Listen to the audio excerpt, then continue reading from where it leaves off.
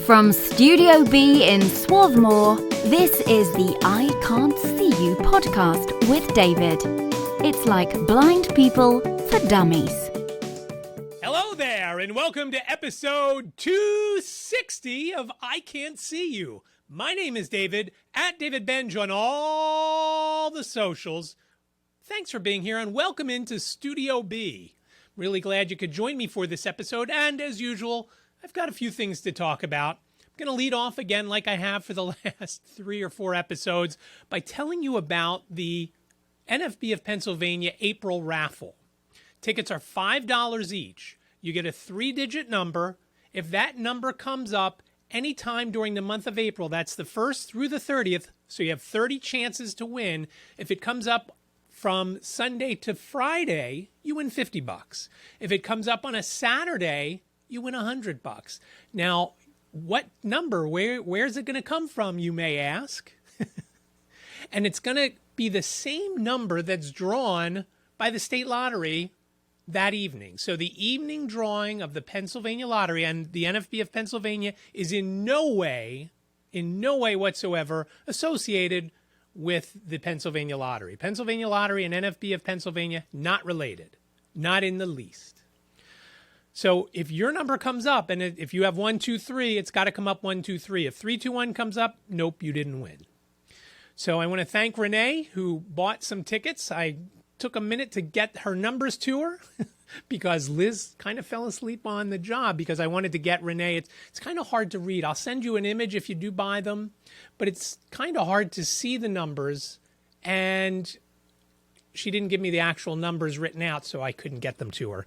Seeing AI and Be My Eyes kind of read them, but it also read all the other information on there. So if you weren't paying attention, you kind of lost that. So to make sure I got the right numbers, I wanted Liz to send me the numbers, and she finally did. So it took me a couple extra days to get Renee so she could actually read her numbers. Unless she has someone sighted in her family, then they could have just read the image, I'm guessing.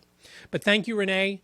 And thank you, of course, Dan, who bought some tickets earlier, and Alex, who bought some tickets earlier. Now, I have to tell you a funny story, and I'll talk more about my travels over the last week in a couple of minutes.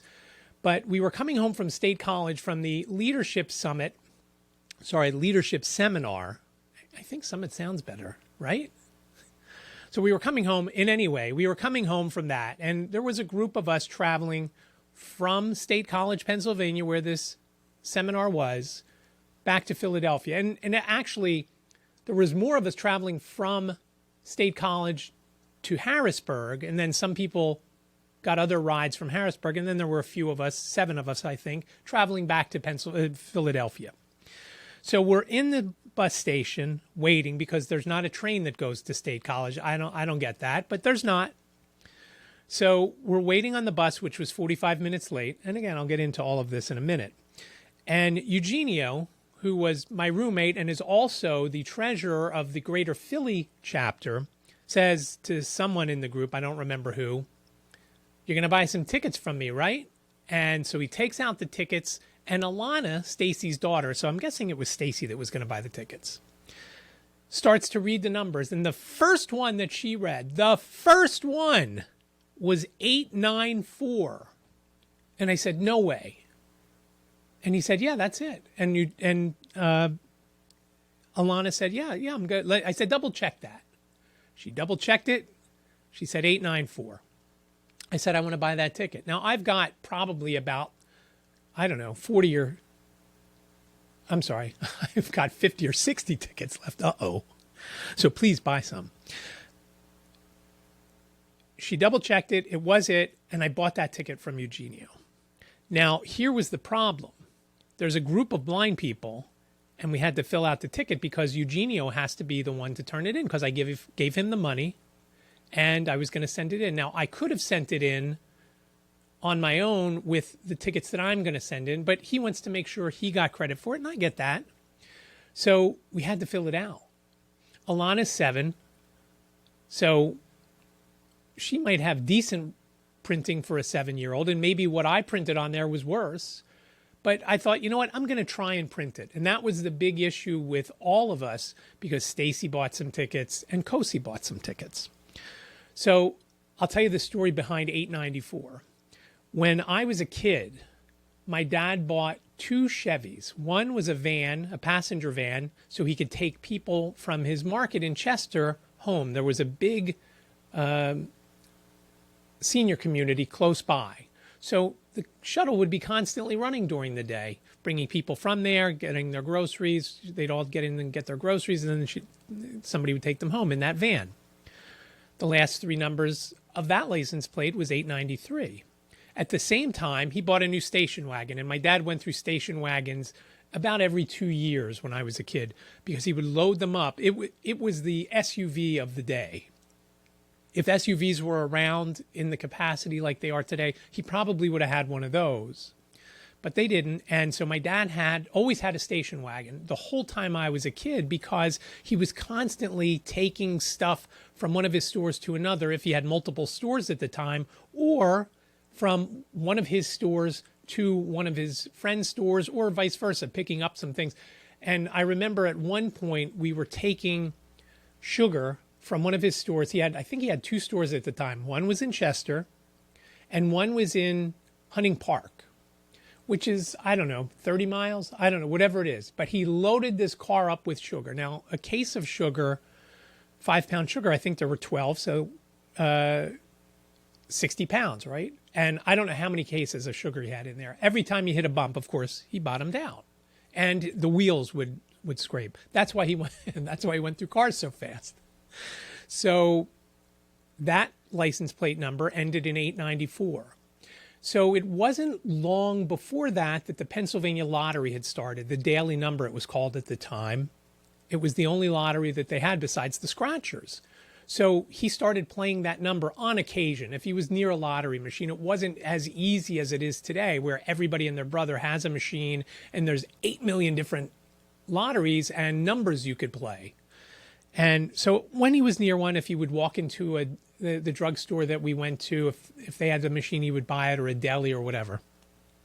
So since then, since the mid-'70s, I always watch for 894 to come out. And it doesn't come out very often. Now, it did come out one day last week, I want to say in New Jersey during their daytime drawing. And again, unless it comes out at nighttime on the Pennsylvania lottery, it doesn't matter where else it comes out. So I bought that from him. So technically now, not technically, I do have 21 tickets. I spent $105, so $5 over my budget, usually. Now, last time I also spent $105 because one of the tickets fell out in the car when Liz was going somewhere, and we didn't notice it until the end. So I said, well, that must mean something. That must mean it's going to win. It didn't. And I kind of think the number was 142, but I don't remember. It was either 142 or 042, which is funny because now I watch for 042 because as I've probably mentioned, on my cane, on my collapsible cane, my foldable cane, I have a miniature baseball bat. It's about 2 or 3 inches long, and it's blue. I think the writing, I don't know if the writing is white or yellow, but it has a number 42 on it. Jane got it at the Jackie Robinson Museum. And so I call that cane Jackie, of course. And so now when I see 42 anywhere, I think of that. So again, if you're interested, please, in buying a raffle ticket or several, please reach out to me, iCantCUpodcast@gmail.com. And as I did with Renee and Dan and Alex, we will fill out the tickets. Liz will, because her handwriting is much nicer than mine. And I will take a picture of them and hopefully, at the same time, send you those numbers in the text version or the email version beneath that picture so that you can easily see them or have them read by your screen reader. Now, just to follow up, that when I filled out my ticket for $8.94, I printed it terribly, and I just printed my name and my phone number because there's no way it's a little tiny, maybe inch by 2 inches where you have to write. So there's not a lot of room. So if you can't see anything, I probably would have been better off writing on the back side of it as well. But I didn't. So I saved my stub. And anybody that has bought tickets from me, I do have your stubs as well, so that we have proof. And obviously the image is proof as well. So I would appreciate that. Reach out again, iCantCU podcast@gmail.com. And again, I thank you, and the NFB of Pennsylvania thanks you. So I mentioned that I did some traveling this week, and I've been technically to Harrisburg twice. The one time I was just passing through, though. So I'll talk about leadership seminar first, because that was the bigger of the two events. That was a couple days in State College, Pennsylvania. And what it was, typically we've done team building and things like that. Now this year was a little bit different, and I really, really liked this year's version. And that's why I think we should call it Leadership Summit, because they set up 5 committees. Lynn Heights did, the president.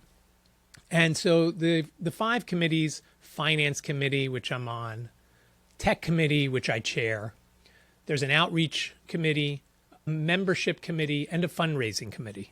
On Friday night, 3 of the committees met, and on Saturday, the other 2 committees. And if you weren't meeting during those times, fortunately, I was meeting both those times, you folded and stuffed envelopes for our spring appeal. And what that is, it's a letter that says a whole bunch of things about what we do, and it asks for money, obviously. And so in the envelope goes the letter. There's a return envelope, and I think it's stamped. I'm not 100% sure. I don't know about the stamped part because I didn't do any. On the letter, there's also a QR code as well as a web address. If you want to give to the NFB of Pennsylvania, the mail appeal code or URL is nfbofpa.org/mail-appeal. The QR code goes right to the PayPal link, and bing, bang, boom, you're done. And of course, the envelope is in there if you want to send a check, which is also accepted. So the whole thing revolved around those committees meeting. And it's the first time that the committees have met face to face. I met with the Tech Committee briefly via Zoom about a month before, once we had everybody on the committee. Now, the great thing about going to State College is Berkey Creamery and the hotel. And I'll get to the hotel in a minute. Berkey Creamery is part of Penn State University. And they have a place, and I was worried because a few years ago, it was spring break and it was closed when we were there. And I was so bummed because I wanted to try it and it was closed. This year it was during spring break, but they had hours of, I think, 9 to 5 or something like that. I know, what a way to make a living. So a bunch of us, Kat Botner had said, hey, I heard of this place. Maybe we should go there. And I said, well, we're not close to anything. Our hotel was the Wyndham Garden Hotel in Boalsburg, which is outside of State College, probably 10 or 15 minutes, or about $20 via Uber or Lyft. So I told Kat that, and she said, oh, I thought it would be close and we could go. I said, I didn't say we couldn't go. So on the train and the bus coming up, everybody's saying, hey, are we going to go to the Creamery? Hey, are we going to go there? So a bunch of us, 2 Uberfuls, went to the Creamery for ice cream. Now, we thought we could get in one car. So I ordered an XL. And the guy pulls up, and the XL was $10 more. Guy pulls up, and his name was Robert. And he said, I'm only running as an X right now. I said, but I paid for an XL. And I said, well, I want to cancel the ride. And one of the people in the group, her name is Rachel, said, no, let him cancel it, because if you cancel it, you'll be charged. I said, well, I would fight it. She says, yeah, but why bother if he could cancel it and be done with it? So he canceled it. We ordered 2 Ubers. Kosi ordered one, and I ordered one. Who came back as an Uber X about 5 minutes later was Robert in his whatever his SUV was. I don't remember what it was. And then my guy pulled up. His name was Tan, and he was Egyptian, and it was an SUV. It was very comfortable. And he was very friendly. He told us all these things. So we get to the Creamery. Now, the one group had gotten there obviously earlier because Robert was closer by. And so they, by the time we got there, were already eating. I was in an Uber with Amalia and Rachel, and then Kosi and Stacy and her daughter Alana and Kat were in the other Uber. So they were eating by the time we got there. And the line, thank God, wasn't that long. But I didn't know what to get. I'm thinking, I don't want to get the same thing I got last time. And I ended up getting chocolate chip cookie dough ice cream, which was outstanding.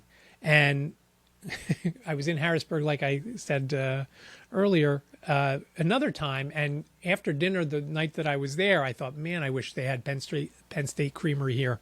But they didn't. So I didn't have, my dessert was a handful of M&Ms. So we had the ice cream. We went back. We got back to the hotel. And about 5 to 10 minutes later, it was time for dinner.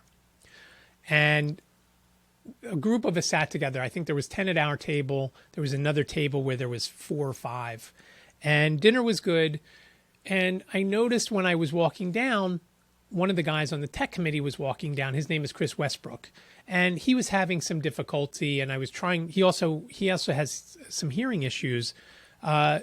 So I was trying to come with him and one other person who's, I forget who it was, one of the other people in the leadership. And we're walking down and he starts to wander off. Chris was wandering away from where I was. And one of the people there noticed him and said, hey, can I help you? Where are you trying to go? And she helped him into the restaurant right after, it was Chip, right after Chip and I. So we sit down, we eat dinner. And as we're paying the bills, and we're all paying individual bills, and these people are working like crazy because there's a table, like I said, of 10 of us, and I guess there were 6 or 7 separate bills because there were a couple of couples with us. So we get everything. I had placed an order to go for Stacy, and as Chris was paying, this girl came back over and said, hi, I'm Chelsea. I'm the person that helped you in. Do you need help getting back to your room? She helped him back to his room. Outstanding. And the next day comes, so we have the meetings that night, and the tech committee was, to me, it was a great meeting because I have some things in my mind that I want to do, and some of the things that we need to do, we need some sort of CRM for the affiliate to manage both members and donors. And the way we used to do it was a little bit of code on our website and a backdoor entrance to enter the names and all the information. And that way, the way you entered them, before it dumped it into a spreadsheet, it would check to see if that person was already on there. And the code was outdated. It was written by somebody that's no longer with the affiliate, so we needed something else. We couldn't keep running that version because we needed to we needed to use an older version of PHP that wasn't supported, so it was costing us money each month to do that. So right now we have just a spreadsheet, and there's no way, obviously, you can do a search, but it's a little tricky if you're totally blind, like the person that is doing all this work.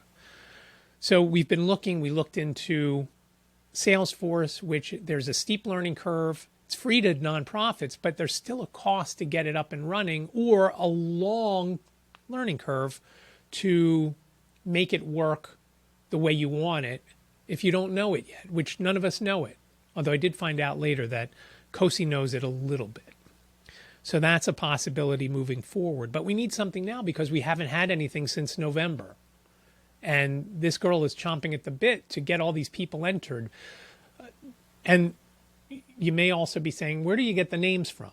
Besides the people who are members and the people who are donors, the NFB has a free white cane, I guess you would call it policy. If you need a white cane, you contact the NFB and you get a choice between a collapsible one, which is kind of like if you've ever seen a tripod that has the collapsible legs, or just a long cane that doesn't collapse, which I love the long cane, but the problem is it doesn't collapse.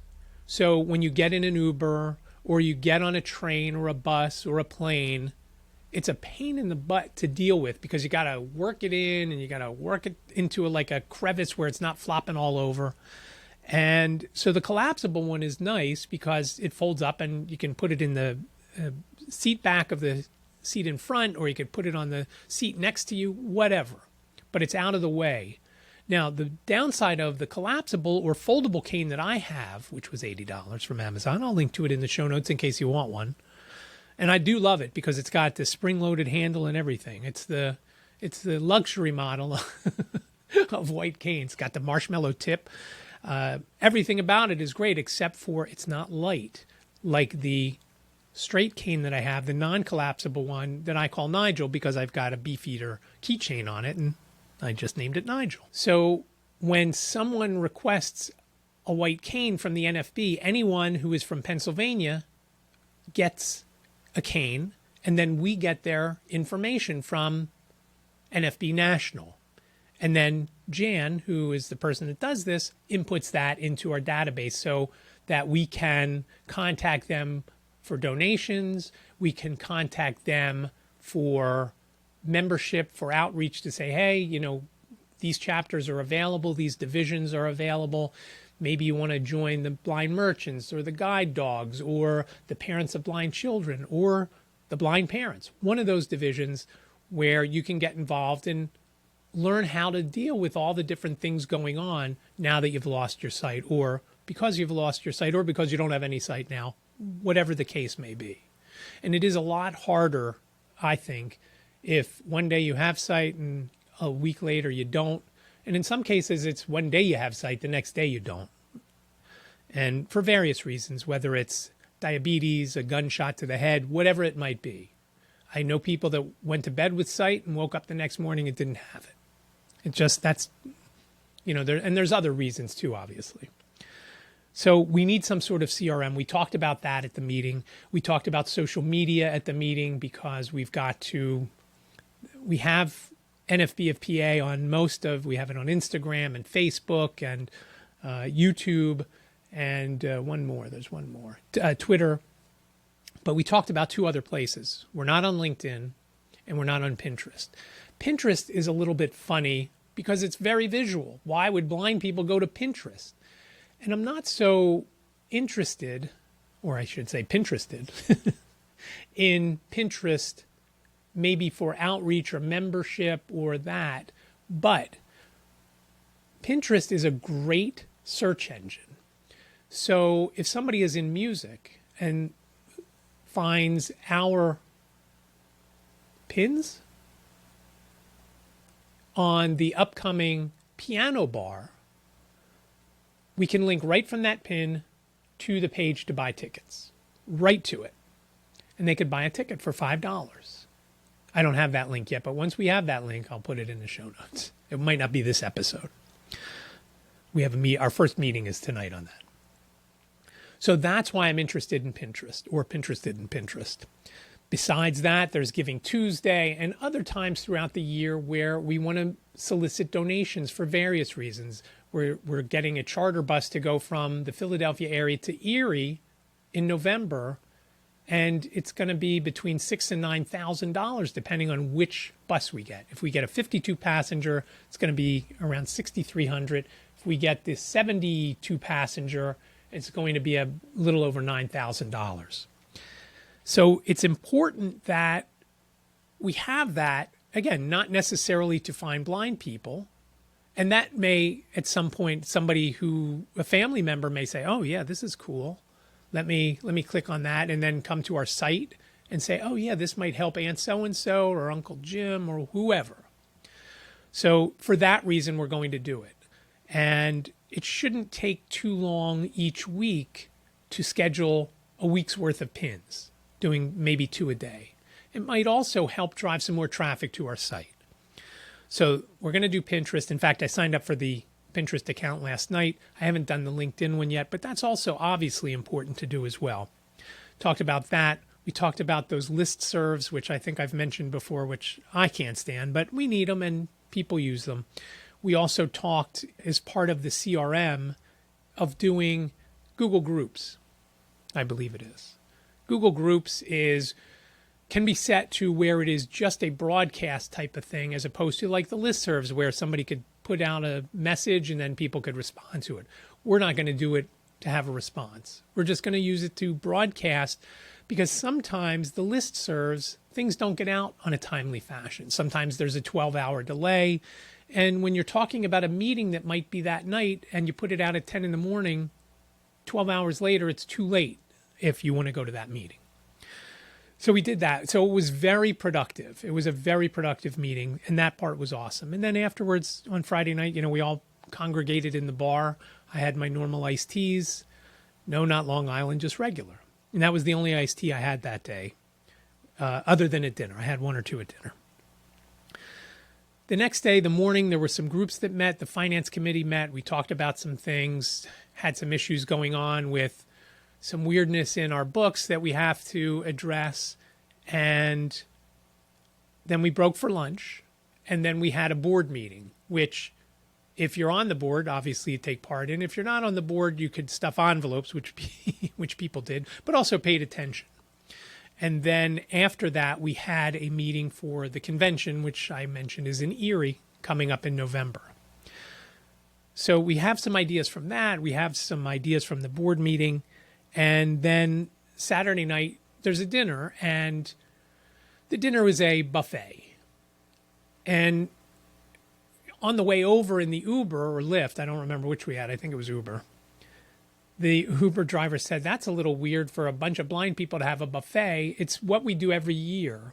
And the hotel helps out the folks that need it with giving, either helping someone to their table with their dish or running and getting, the drinks aren't out. So you have to ask somebody. There's a couple of folks in there that just come around with iced tea or water. And here's the funny thing about that. So I love iced tea, which everybody knows. I have right now my 64-ounce Stanley right here. It's going to make a thud when I put it down. I have that. And so when I got to the table and I saw that there was iced tea, I drank it almost in about 3 seconds because I was really thirsty. I didn't have a lot to drink that day. And I thought, I need another iced tea. I met one of the guys there who was sighted, who was friends with our new treasurer, Michelle. He asked me as I was going up to get my food, do you need any help? I said, no. I said, but man, I'd love some more iced tea.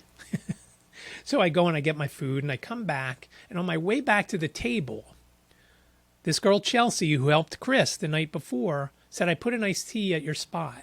I said, oh, thank you. Well, when I get there, it is a venti-sized plastic cup, a reusable plastic cup. It was one of those red that you would see stacked up at a restaurant or whatever, but it was probably a 20-ounce, which was outstanding. And I got there and I said, oh my God, this is great. And when she came around again, I said, oh, this is great. I said, could I have more? I think I drank 4 of those, plus the little glass I had first. So at the end of the dinner, she said, is there anything else you need? I said, no, we're getting ready to go. And I gave her some money.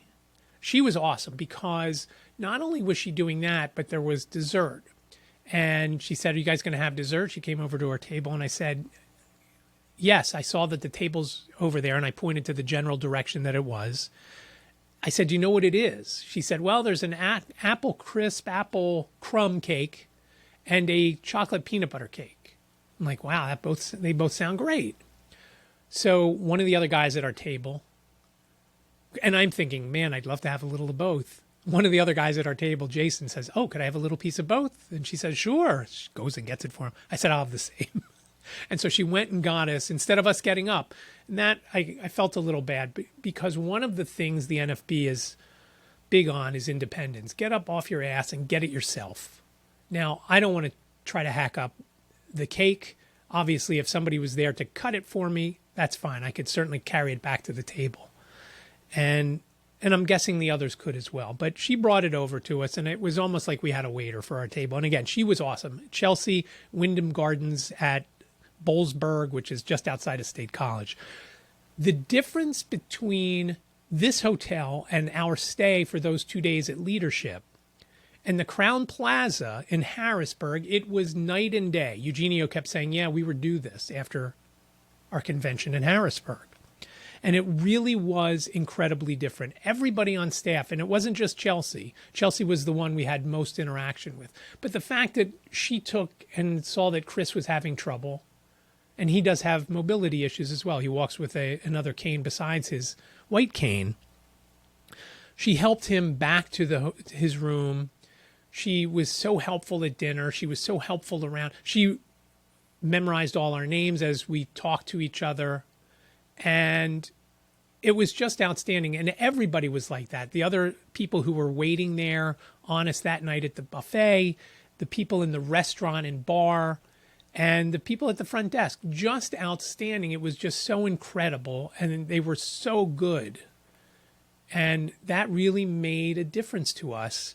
And it's a shame that Penn State is so difficult for blind folks to get to. Obviously, if you can drive from Philadelphia, you get there in about 4 hours. If you got to take the bus and the train, it's more like 5.5 hours between waiting once you get off the bus and get on the train, or vice versa. Now, it turns out there's a very quick turnaround. In fact, one year they had to hold the bus for us because the train was late. So it's not ideal that you have to change in the middle, but it is what it is. But it would obviously be a lot easier if we could just all get in a car and go there.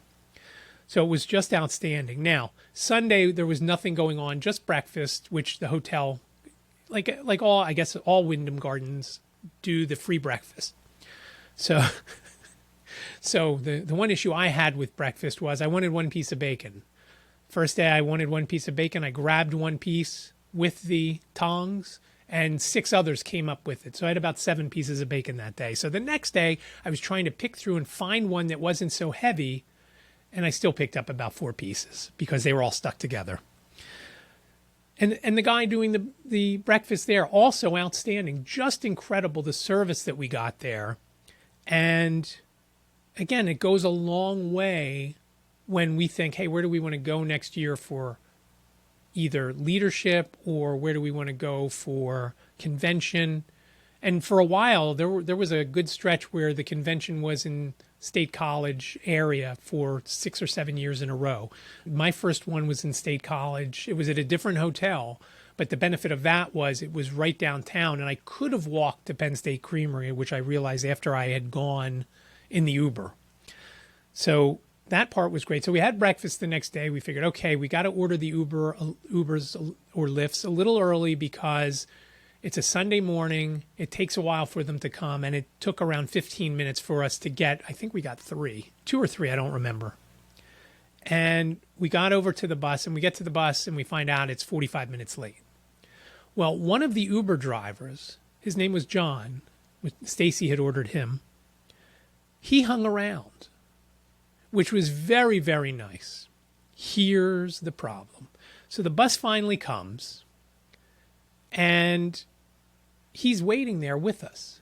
The bus driver sees him and thinks he's our aide, and he's the one that's in charge of all these blind people waiting there in line. He starts putting the luggage on the bus as the driver got out, probably went to the bathroom, and he's putting the luggage on so the driver doesn't see our luggage. My suitcase, the handle came off as I was walking out the door Friday morning, so the luggage tag fell off, which I didn't even know. And I don't have my name anywhere else on the bag.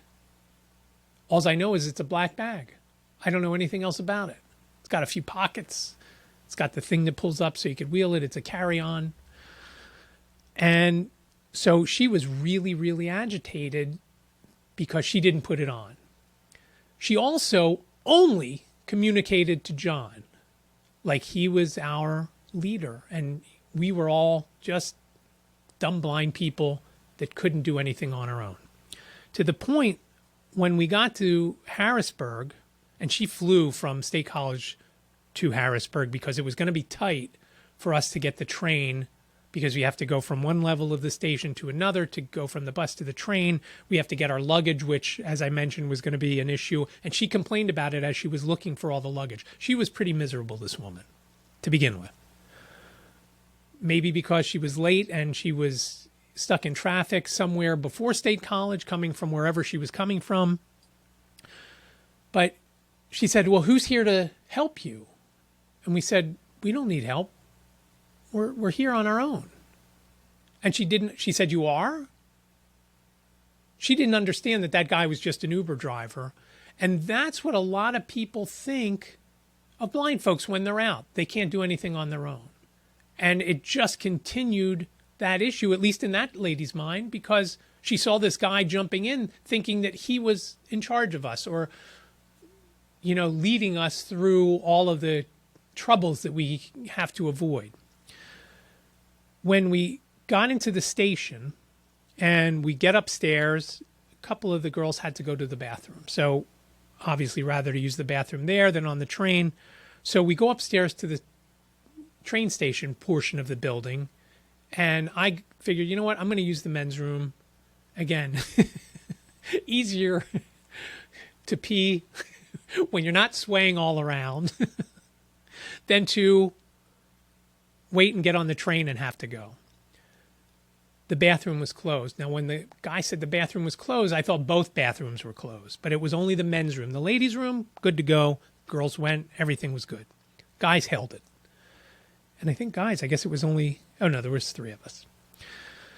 So we get to the train, the guy's going to help us get on, the red cap, and it's the same guy that was there when we got off on Friday. It was the same guy that told us to line up single file when we got off on Friday, and we said we don't need to line up single file. First of all, we can't tell that we're single file, number one. Number two, unless we're holding on to one another, we don't know where the person is in front other than hearing their cane tap or them talking or their feet touching the floor, whatever it may be. So he was also the guy that I mentioned back in November when one of our members freaked out and said, we can do it on our own, and was yelling at the guy. This is the same guy that that called for backup. Still makes me chuckle. Now, he has learned, and he was much better with us when we told him we didn't need to line up and do single file. We don't need to hang on to one another. Again, we're all carrying our luggage. And maybe 1 or 2 of them put it on a cart. I don't think when we were going back to Philly, I don't think that was the case. Coming off the train, it was all on a cart. Or at least some of it was. But going back, I think we were all carrying our own. So he was getting it. When we got to Philadelphia, a guy helps us, and he takes us on the elevator. He says, I have to go get a few more people, not in our group. You guys just stay here. So we start moving. I said to everybody, do we need to wait here for him? One person was going to meet another Amtrak train to Wilmington. That was Kat. One of the other people, Kosi, was going to get on a SEPTA train. And the rest of us were going to get Ubers or get rides. I was going to wait for Liz. Chip was going to get an Uber, and Stacy and Eugenia were going to go in a private car, which I guess technically Ubers are as well. But a friend was going to pick up Stacy and give Eugenia a ride. So when we started to move and we were about, 20 yards down the hallway, the guy comes up, the red cap, and starts yelling at us, "Why, I told you not to move." Again, I said, we're good. We know where we're going. She may need help. And I pointed to Kat because she's got to catch another Amtrak train. So if you would help her, that would be great. The rest of us are good. And he kind of understood because he grabbed my arm to help me. I did air quotes. And again, folks see blind people like they're completely incapable of doing things on their own. I mean, there are things I'm incapable of doing, but it's not because I can't see. And some of it, maybe because I can't see. Again, I'm not going to drive a car on my own, maybe one of those autonomous cars once it's available, but not on my own.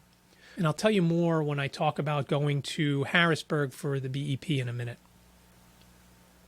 But everybody had a great trip. Leadership was outstanding, but those things that I just mentioned are going to be what sticks in my mind just as much as the things we accomplished with the tech committee or the finance committee or things we talked about at the board meeting. And one thing that I have to tell you, I have a Zoom H1N, which is a little recorder. Here's how small it is. If you're on YouTube, you can see it. It's in this little case. I took it to both State College to record the meetings, at least the finance meeting and the board meeting. And I took it to Harrisburg to record the BEP meeting. In State College, when I used it, we were at a big round table that seats 8 for the finance meeting. We were in one corner. Everybody else was on the other side of the room. It was a big ballroom. So there was the one other meeting, and then the other 2 or 3 tables, they were folding and stuffing envelopes. So they're talking and joking, and one table's yelling from them to another table about something. Hey, do you have more of this? Hey, I need this, or whatever. Or what did you eat for dinner last night? Whatever it was. But you could hear all that. So I recorded it. You could hear all of that. And I'm thinking, man, I wonder how this is going to record. When I listened to it, it came out where you could hear everybody at our table, plus some of the folks at the other, or, all the other ancillary noise around the room. I use Auphonic when I publish a podcast, whether it's this podcast or White Canes Connect. And I've played around with it a little bit, but not as much as I did to try and get the audio from those meetings to sound better, because the audio from our podcasts are never quite as bad. Well, I played around with it more because the file was a lot smaller, and I only get 9 hours a month for my, what do I pay? About $11. So I want to make sure I have enough for both podcasts. And I saw this one other setting when I was playing around with it for the finance meeting. And I did that. I ran it for that one. I was amazed. It sounded like everybody was in a studio, and we were feet apart. The recorder was on the table in front of me on a tripod, facing towards Emily, who is the chair of the finance committee. Next to her on her right was Lynn, and to her left was Michelle, and next to me was Brian on my left, and on my right was Eugenio. So they're the members of the finance committee. Everybody came out so good when I sent it through Auphonic with that. I'll put a link to Auphonic. I'm not an affiliate for them, but there is, you can get 2 hours free. And when I when I do run over my 9 hours, I do have another account for White Canes Connect that's a free account that gets you 2 hours. But just incredible. I played it for Liz, and she couldn't believe it either. That was our trip to leadership. We really got a lot done, and it was just so worth going. And just the format difference from previous years was just outstanding. I mentioned going to Harrisburg for a BEP meeting. Now, this was the same meeting that I was supposed to go to last year that was in the Labor and Industry building. And last year, the night before the meeting, the building got shut down because there was asbestos found, and the building stayed shut down for a few days or maybe even a week. So I spent all that money getting out there. I paid a few $100s for the hotel. And I paid for dinner, obviously, at the hotel. And obviously my train tickets. That was the cheapest part of it because there's a special deal. I should point that out, and I'm sorry if I haven't pointed that out before. If you're going from Philadelphia to Harrisburg, use code V819. Round trip is about $35. And there is a discount if you're disabled and you just click it in the app. You have to call to get that discount. It's for senior citizens and disabled on that route only on that. So again, makes it very inexpensive to go back and forth. We had to use a combination going to State College, so it didn't work on that.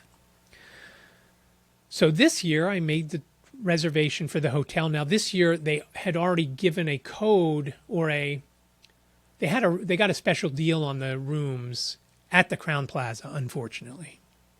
It was $115 a night, which was great because, like I said, last year I spent a couple $100. I don't remember exactly how much. So I get out to Harrisburg late afternoon, I want to say 4:30, 5 o'clock. I walked over to the hotel, and I knew as long as it wasn't raining, I was going to walk because it's an $8 or $10 Uber ride, but it's only a few blocks, and it's an easy walk. It's a nice walk.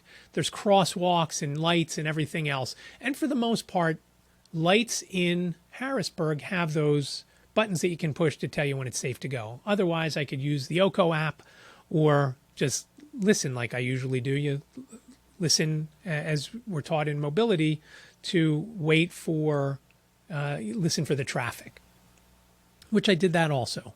But when the lights had those crossing things, the buttons you could push and listen, obviously that made it a lot easier. And that kind of messed me up, and I'll tell you about that in a minute. But I get out there, and I had a meeting that night at 6, not in Harrisburg, but via Zoom, to talk to someone who may sponsor some or all of the bus going to Erie. And I'm hoping they do a big chunk of it. That would be great. Otherwise, whatever they give us, it's going to be great. So we're going to see how that is. But we had the meeting. It was only about a half an hour, 40 minutes. I walked about 3,100 steps during that meeting in my hotel room while on that call. And so afterwards, I looked out the window. It was still light out. It's around 6:45. And there is a Mexican place around the corner from the hotel. And I thought, do I want to have that? Do I want to walk over there and get it and eat it there? Do I want to walk over there and get it and bring it back? Or do I just want to get a bacon cheeseburger in the restaurant downstairs? I opted for the bacon cheeseburger downstairs. When I get to the top of the stair, I go down to the first floor, make the left heading towards the restaurant, and there's a sign that is right at the top of the stairs. And it's like I said, 4 steps or so. So I take out my phone to see what it says. Listen to Seeing AI. It says seating available in the lounge. So no one's in the restaurant area. You can get dinner, but you have to eat it in the lounge. So there's a few people in there, 3 or 4, eating at the bar. And I go up to the bar. Guy says to me, "Can I help you?" I know the voice. As I get closer, I know the guy. His name is Desmond. He is the hospitality manager from the hotel. He is the guy that said I was lying when we had a phone call after the disastrous hotel portion of the convention. And I'm thinking, oh man, have I made a mistake? This guy's going to spit on my food. He's going to he's going to put it in his pants like in Road Trip or whatever. So I'm fearful of what I'm going to get. After I placed my order, I thought I shouldn't have done that. I should have just left at that point as soon as I saw it was him. And I just didn't think fast enough on my feet. So I got a bacon cheeseburger and fries. I immediately texted Emily and Lynn, and I said, I think I just made a big mistake. I said, Desmond is the guy who's at the bar tonight. The normal bartender, Rod, was off. And I worried. And I was texting with Liz. I was texting with Jane and Emily and Lynn. And I thought, man, have I made a mistake? So as soon as I got my food, I gave him a tip. I'm thinking, am I tipping him for poisoning me? Am I tipping him for doing something to my food? I got back, I got the food, got up to my room, and he said I put some ketchup and mayo and mustard packets in there. Well, he did. And the burger didn't have the bun on top. You know how they do a burger where it's open face. You see the bottom, the top bun is not on the hamburger, and you've got the pickles and lettuce and tomato and onions on top of it. He threw all these packets. They all sat right on top of the burger, which was a cheeseburger, like I said. So some of it, as I'm pulling it up, are sticking to it, which I thought was kind of gross because who knows where those packets were that now are going to be on what I eat. But I thought if this is the worst, so be it. Take a picture of it after I take all the packets off, and I send it to Liz. I said, does this look okay? She said, yeah. I ate it. It was very, very salty. I'm not sure why. I'm hoping it's just there was a lot of salt and there were no other bodily fluids in there. But I ate it, and I actually thought it, like I said, was pretty good other than being really salty. And the fries were really salty. And I was so thirsty the rest of the night. Fortunately, I had brought a bottle of water with me. I drank most of that, but I needed some for the next day. One thing I forgot, when I was checking in, I get to the front desk. Hi, checking in, give them my name. Okay, I just need your driver's license. And I started to chuckle. And I'm holding my cane. I mean, it's leaning up against my shoulder. And I said, well, I don't have a driver's license. I didn't say for obvious reasons.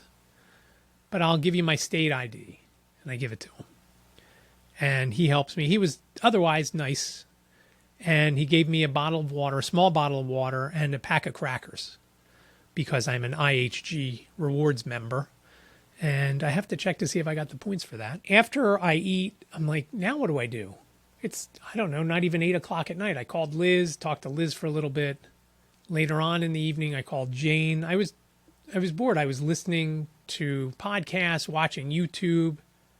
And I was especially sleepy because I hadn't had any iced tea that day.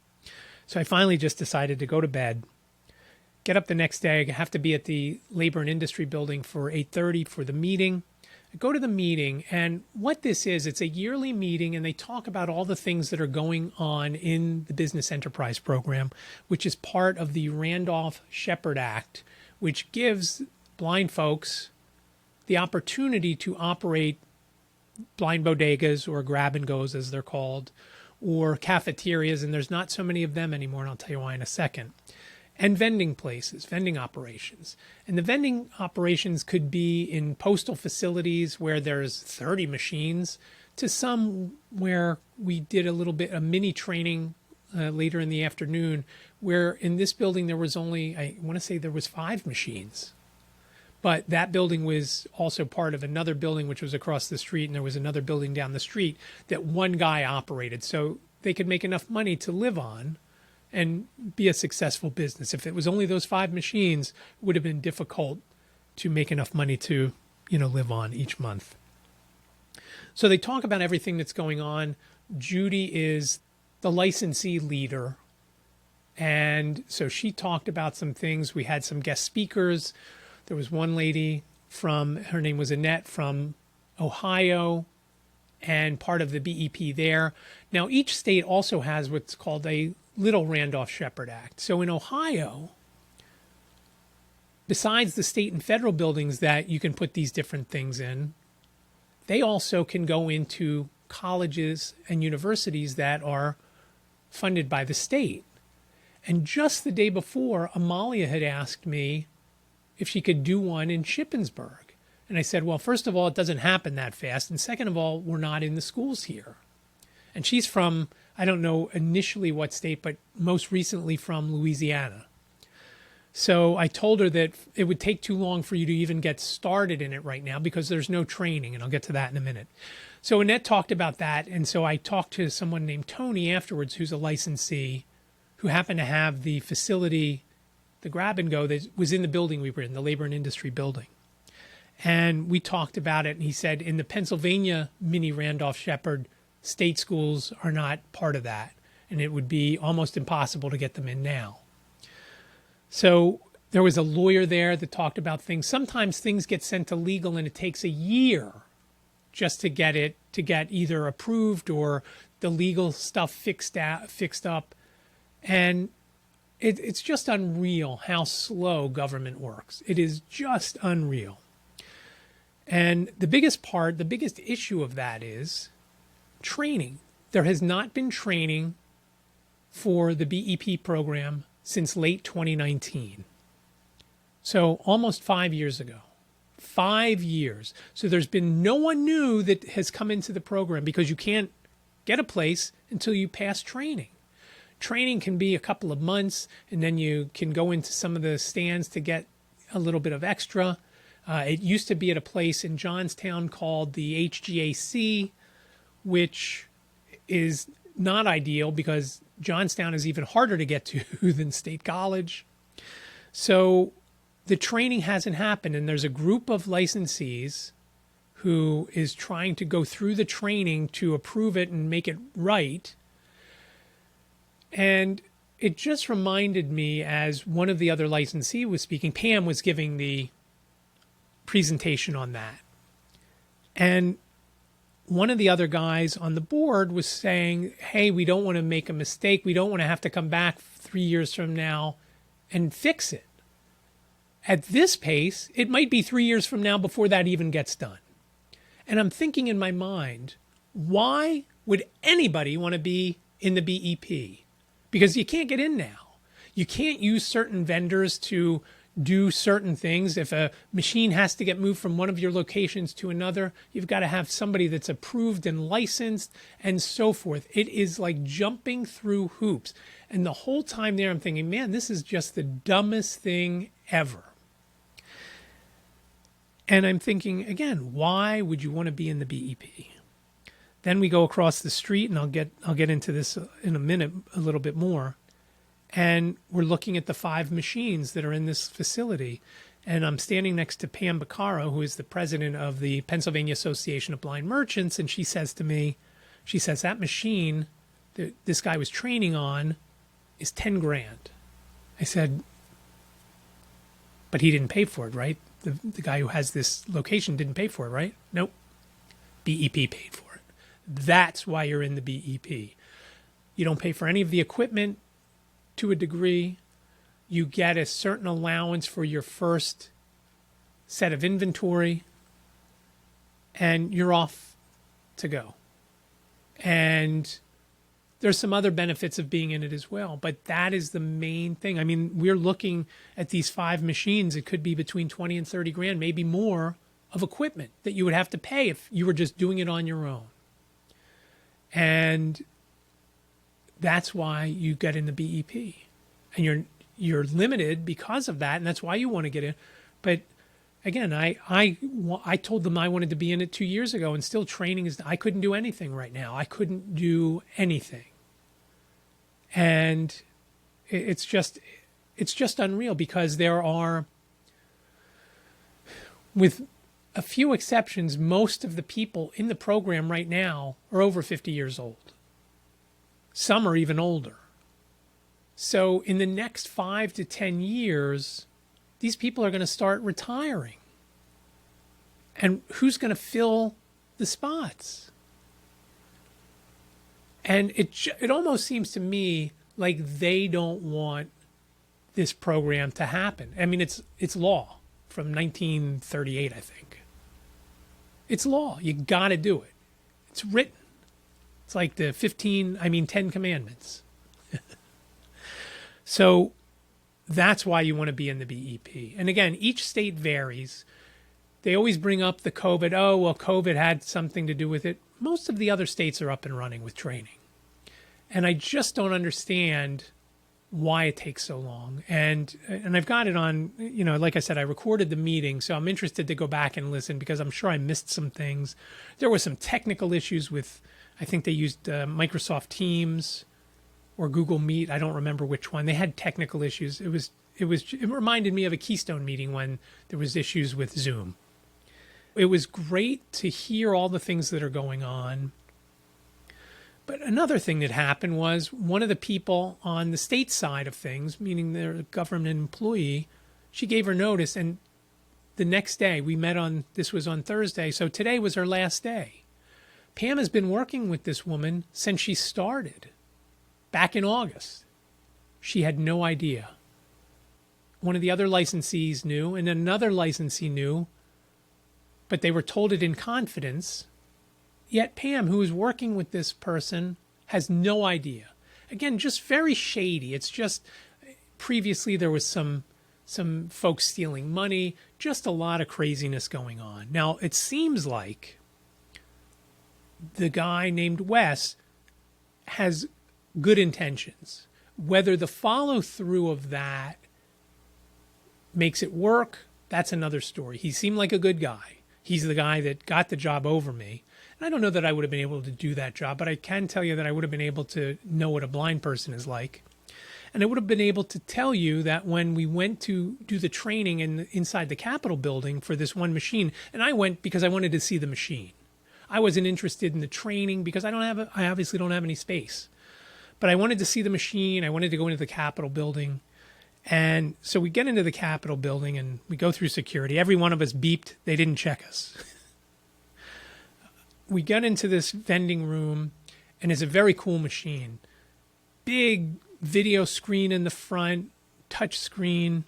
I said to the guy who's doing the training, who I guess his company either manufactures the machine or sells the machine, I said, "Is that machine accessible?" He said, "Yeah, it's right here."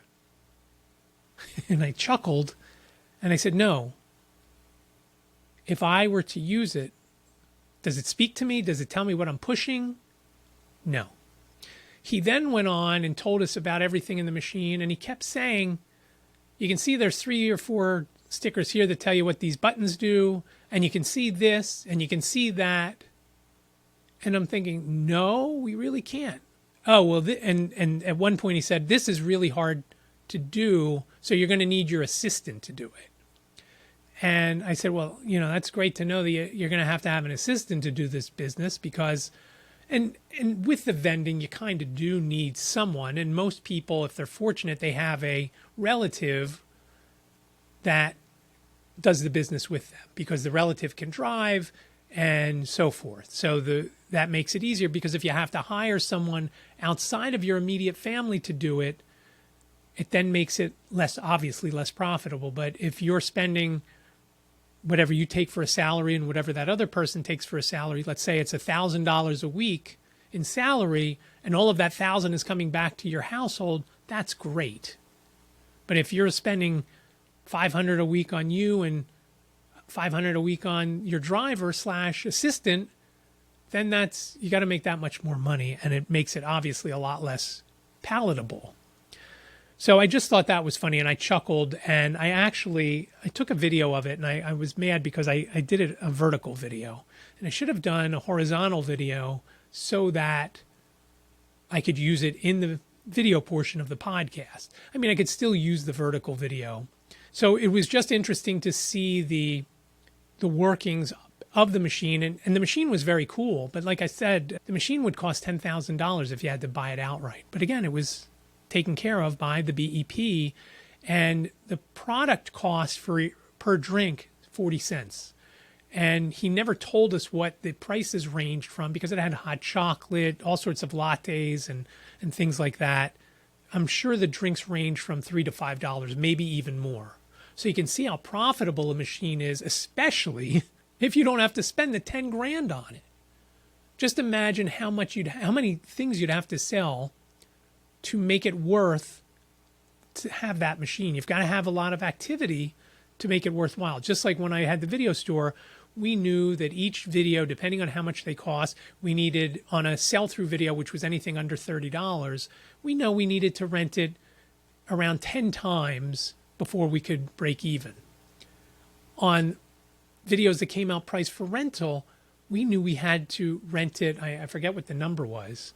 It was, I want to say 37 times, something like that. It was a lot because they cost anywhere from $55 to $70. So do the math at, I think when we closed, I think we were renting videos for $3.25. When we started, they were $1.98. So they had to make a lot of turns. And, sometimes they'd go bad. If they went bad in the first 30 days, we can get a replacement. After 30 days, we were out of luck. So it was a lot. But once you made 37 turns on a copy, everything above that was profit. And at the time, we were renting overnight only. So, we knew we had to rent them. If after 4 or 5 weeks, we were good. So after the meeting, and again, this guy didn't know his audience, this guy who was doing the training for this machine. And I just thought that was funny. So it was I don't want to say disheartening afternoon after hearing what they were saying about the training. And I started to think about it after the meeting. When you get a job, you get trained. Sometimes it's for a couple of weeks, sometimes only a week. When I had my West Coast video franchise, the franchisor trained me for 1 week on site and then had somebody in the store after we opened for, I don't know, a few days to a week. I don't remember how long. This training is, I want to say, for at least 8 weeks. Might be more. And that to me is incredible. I don't know any place you would go to get trained for that long, especially the vending. Here's a bottle of water. You put it in that machine there. You take the money out or get the credit cards there. You can use an app to see how many you've sold and all that. And I know it's more than that. And I know not everybody has the business sense that I have. But most people that have common sense can operate vending machines. Maybe not necessarily a grab and go where there's a lot more moving parts, where you got to learn a cash register and you got to learn how to do the submissions for your payments to the BEP for the business that you've done and things like that. But I can't imagine that it takes that long to do it. Now, as we move forward, maybe I go into the BEP and I do that, and I'm worried that what if I go in and I don't pass the test? I mean, it's possible, right? Just because I know it doesn't mean I can pass a test on it. So we'll see how that goes moving forward and what they work out training to be. It's just, it seems like if it's once all the training manuals get done, it seems like then it has to go to legal, which then could take a year. And again, as we're another year older, everybody in the program's another year older, they got another year more of different maladies coming up and whatnot. It's just incredible.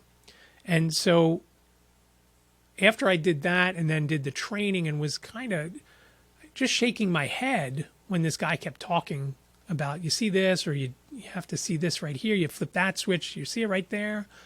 I mean, just brutal. Know your audience when you're talking to somebody. I mean, there's a group of people that have white canes on them. Now, I know some of us have sight, but some of us have no sight. When he was saying right here, see this? No, I didn't. And most of the folks didn't. But it was a nice day out. That was the thing. And so when I left, I walked back to the hotel because I had to walk. I had checked out, but I had to walk back to get my luggage. So I walked back to the hotel, and it was, like I said, a beautiful day. And I walked right in front of the Capitol building. So if you go to my Instagram page, you'll see I took a picture. I did a blind selfie, and there's a picture of Ziggy there too, waiting for me that Liz took. But it was a beautiful day, and I love the walk. Now, here I told you earlier that they have those machines that tell you when it's safe to walk. So I walked back to the hotel, and I got distracted by that. At the corner that I didn't need to cross, I needed to go right at. I heard the machine said, okay to walk, and I just kept walking, and I got across the street, and I walked about halfway down the block. I'm like, wait, this isn't right. And I realized I went a block too far, and I had to come back. So I came back across the street and went and got my bags. And again, for the third time, Desmond was there in the hotel. He was at the Starbucks counter when I went there in the morning, and he said hello to me. And when I came back in, he was right near the front door. Hey, Mr. Goldstein, how are you? I mean, he was friendly enough, but boy, oh boy. Oh my. Yeah. So I don't know that I'll stay at that hotel again. Not because of that, but various issues. You can see when there are problems. None of the public restrooms in the hotel have soap. Just some things like that. The heat was blasting. The day that I was waiting for my food, so Wednesday night, the 13th, I'm in the lounge waiting, and the heat is blasting. It was 70 degrees that day, and the heat is on full blast. And it must have been 85 to 90 degrees inside the lounge area. It was just incredible. And just things like that. It just was so quiet in there. And it just had the feel of, it just needs a makeover. It just needs a redo. It just needs a refresh, something. Not that all the staff were friendly. I mean, okay, maybe the guy was blind who checked me in and said, asked for my driver's license. You know, and I know you get it ingrained in your head. Here's what you ask for when somebody shows up. Because you might not want to say ID because somebody might show you their check cashing ID if there's still a thing, or some other ID, your your pool club ID, whatever it might be. It just made me nervous the whole time there, with the food at least. You know, and if I do stay there again, I certainly won't eat there just because of that. But it was an enjoyable trip out. Now, the other thing, the last thing about this trip, I had a ticket to come home at 6:40 on the 6:40 Amtrak train to Philadelphia. So I saw that there were other trains. I got done early, and I saw that there was a train at 4:30. It was about 3:45, and I walked over to the train station figuring, let me see if I can get on the 4:30 train. If I can't get on that, maybe I can get on the 5:40 train. So I went up to the ticket counter and I asked the guy, I said, hey, you know, I want to change my ticket. I'm on the 6:40. He said, where are you going? I said, Philly. He said, oh, you can get on any train to Philly. I said, oh, really? He said, yeah. I said, I don't need to switch anything. He said, nope. So I just went and got on the train, and I texted Jane. I said, if I'm in Lancaster or one of the other stops along the way, some of the places I've never heard of, Mount Joy, Pennsylvania. There's other stops like small places, Elizabethtown, Downingtown, Exton, all places like that. That's why I got off there, because they made me get off. But I didn't. I showed him my ticket, told him it was for $6.40, and the guy told me it was okay to get on. He scanned it, and bing, bang, boom, I was done. I got one of the seats that I wanted. Everything was good. So that part of the trip was good. And the other funny thing, coming home from 30th Street Station, I've been using Lyft a lot more than Uber lately because it just seems like there are more options as far as, like I had mentioned a couple of weeks ago, I went to a doctor's appointment at Riddle Hospital. There's an outpatient pavilion there, which is listed in the app. You know, you have a choice of 5 places at the hotel you can get dropped off at. Uber doesn't. Well, I checked Uber first, $40. I then checked Lyft, $58. I went back to Uber and picked the Uber X VIP for $40. Uber X alone without the VIP was $39 and change. So for less than $1, I upgraded. And I had Philip, this part was kind of funny. He's talking to me about going to the Apple store, and he heard about VoiceOver. He saw how this blind guy uses VoiceOver at the Apple store. And I said, "What store did you go to?" He said, "I went to Willow Grove." I said, "Oh, that was Warren, right?" He said, "Yeah, how do you know Warren?" I said, Warren's the whole reason why I was in Harrisburg today and State College over the weekend. He was the one that got me into this organization and told me about it. And that was around 10 years ago. So I thought that was kind of funny. That was my journey. It was very successful on both parts, very enlightening, and I'm really glad I went to both. And I look forward to going. Hopefully next year they'll invite me back to the, maybe not with what I had to say. I look forward to going back next year to the BEP. And hopefully they have more to say and that the training's up and running and so forth. I just briefly want to mention episode 098 of White Canes Connect. We had Steve Kelly from Hadley. We had Lachelle Smith from Salus University. And we had Pam Baccaro, who I just mentioned a few minutes ago from the BEP in Harrisburg. We did a low vision awareness episode. We talked about that and the differences between, again, everybody that has low vision, they've got different ways of seeing, different ways of doing things. Again, White Canes Connect episode 098. Check it out if you haven't already. That'll do it for episode 260, iCantCU. Please reach out with any questions, comments, show ideas. iCantCUpodcast@gmail.com, iCantCUpodcast@gmail.com, especially if you want to buy some of those raffle tickets. You can also call 646-926-6350. You've got up to 3 minutes. Leave your name and town if you do leave a voicemail. I'd love to hear from you. Questions, comments, show ideas, things you love, things you hated, tools you may use, tips you may have for other folks. That would be great. Again, 646-926-6350. As always, you can reach out on social at David Benj on LinkedIn, on Twitter, on X, which is the same thing, on Facebook, on, what am I forgetting? Facebook, Instagram, where you can check out those pictures from Harrisburg and and there's a picture of my ice cream from State College if you want to see that. It's not very exciting, but it's there. And it's very descriptive if you're using, I typed a lot in for for the alt text on that. You don't see much when you're sighted. You'll see when in State College. However, if you have VoiceOver turned on, you will get a whole earful of what's in that bowl and where I was. So again, at David Benj on Instagram. Same thing on YouTube, at David Benj. Now, if you want to watch this episode, if you say, hey, I want to see what Studio B looks like, I want to look at that ugly mug for however long this episode is going to be, youtube.com/at iCantCU, iCantCU. Remember, iCantCU sounds like a whole sentence, but it's 7 characters long. iCantCU. And you can also check out the show notes over at iCantCU.com/260. I've been having some trouble with the website. I think it's up and running now. I can't wait to move it to another host, but iCantCU.com/260, iCantCU.com/260. Again, sounds like a whole sentence, but it's only 7 characters long. iCantCU.com/260. Thank you so much for listening. Be well, stay safe, and I'll talk to you next week. Thank you for listening to the I Can't See You podcast with David. Please rate, review, and subscribe to the podcast wherever you listen. And don't forget to share the podcast with your friends.